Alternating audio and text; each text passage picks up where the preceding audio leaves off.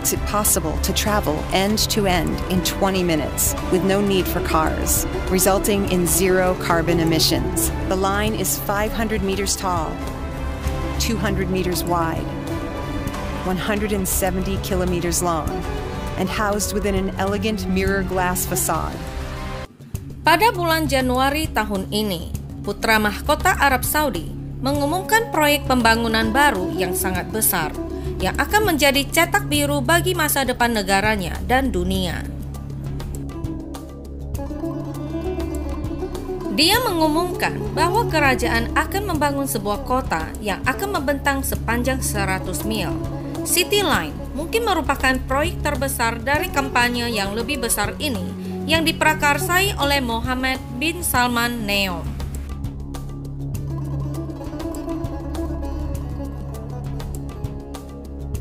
NEOM sedang dibangun di provinsi Tabuk Arab Saudi. Di sini, pemerintah telah menetapkan sebuah zona untuk kota baru. Wilayahnya terletak di Teluk Aqaba dan Laut Merah, dengan Selat Tiran menghubungkan keduanya. Untuk saat ini, sudut barat Laut Arab Saudi adalah rumah bagi lebih banyak unta daripada orang. Yang pasti akan berubah jika rencana ambisius Putra Mahkota Salman membuahkan hasil. Tahta Saudi baru-baru ini mengumumkan wilayah ini sebagai situs mega city $500 miliar barunya yang disebut NEOM. Tujuannya adalah menampung hingga 9 juta orang tinggal di sana, yang disebut-sebut sebagai kota paling modern yang berpikiran maju dan ramah iklim di dunia. Namun hanya sedikit orang yang tahu tentang sejarah Alkitabiah di daerah ini. Mereka yang tahu bertanya-tanya apakah proyek yang sangat besar tersebut akan membantu atau merusak nilai sejarah kawasan tersebut. Andrew Jones telah mempelajari arkeologi Alkitabiah selama lebih dari 1 dekade. CBN mengikutinya dalam petualangan selama seminggu ke beberapa situs Alkitabiah yang menarik. Tempat yang hampir semua orang pernah baca, tetapi hanya sedikit yang bisa melihatnya. Jones percaya Gunung Sinai sebenarnya terletak di sini, sangat dekat dengan situs megacity Saudi baru yang diusulkan.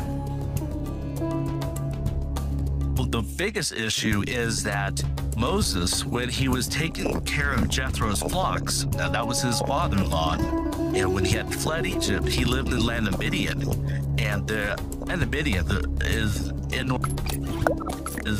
north of Saudi Arabia. There is no archaeological evidence for Midian in the Sinai Peninsula, and it was on one of those days when he was out with the flocks that it says he went to the mountain of God in the book of Exodus, and it says he saw a burning bush on Mount Sinai.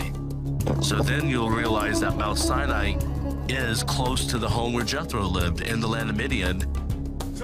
Teorinya adalah setelah melintasi Laut Merah, orang-orang Israel akan telah mengembara di gurun ini. Ketika tim menelusuri kembali langkah mereka, hal itu mudah dilihat mengapa air adalah yang terpenting dalam pikiran mereka. Setelah bangsa Israel menyeberangi Laut Merah, di akhir Keluaran 15, dikatakan bahwa mereka datang ke oasis bernama Elim, di mana terdapat 12 mata air dan 70 pohon palem. Here's one of them behind me that's been cemented in over the years, but it's still used by the Bedouins in this area to this day. Tapi, apakah proyek megacity Saudi yang baru akan mengancam sejarah ini? There's a city they call the Line, which would go from the coast all the way up into the mountains of Midian. So you will find, as you're driving around the desert, these brand new roads that they're putting in, and this whole camp set up for the workers. So it's a multi-year project. We're just hoping that they don't not just ruin the view, but destroy anything of biblical significance out there. After more off-roading, we came upon this site, a huge mountain with a peak that appears burned. The evidence is all around us that this is the true Mount Sinai. Now, I know there are many proposed locations for the Mountain of God, but this mountain here in the land of Midian is the only one that matches all the biblical evidence for Mount Sinai, or the Mountain of God, or another name is Mount Horeb. This large plain at the base of the mountain would have easily accommodated the Israelites and all their animals.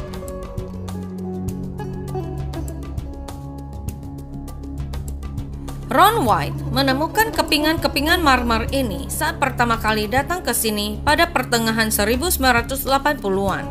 Pada tahun 1985, dia menemukan nama Salomo di salah satu bagiannya yang ditulis dalam bahasa Ibrani kuno, Gunung Allah, MUSA, dan dia percaya karena kata-kata kunci ini bahwa Raja Salomo benar-benar mendirikan sebuah kuil marmer yang didedikasikan untuk Gunung Allah di kaki Gunung Sinai.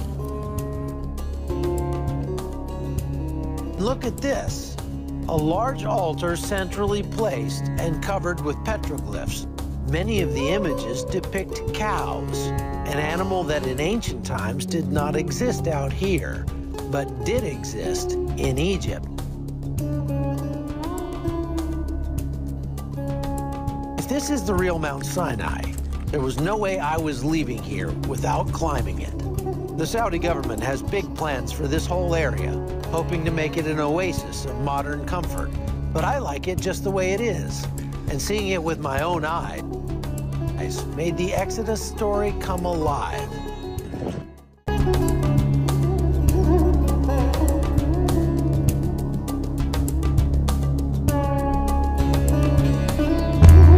Imagine living in a vertical metropolis with no cars and no pollution, housed in twin high-rises more than 100 miles long, with hanging gardens and spectacular views. This might sound like something straight out of a sci-fi. According to the plan, the huge city of NEOM will have three main parts: Oxagon, Trojena, and the Line. The NEOM Industrial City, also known as Oxagon, is a floating industrial complex shaped like a regular octagon. Trojena, the first major outdoor skiing destination in the Arabian Peninsula, will be located in Saudi Arabia's highest mountain range. The third and most important part of NEOM is the Line, a smart linear city which would form the infrastructure spine of the wider NEOM megapolis. According to the announcement, the Line is a 1,640 feet high, 656 feet wide structure that will stretch across 100 miles.